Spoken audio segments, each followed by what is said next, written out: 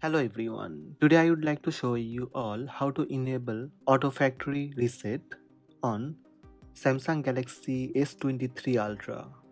Let's have a look. First, open Settings app on your Samsung Galaxy smartphone. Then scroll down and tap Lock Screen.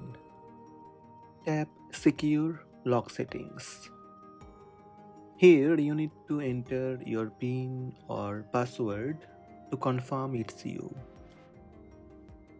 Under Secure Lock Settings, you will see Auto Factory Reset. Simply turn on Auto Factory Reset.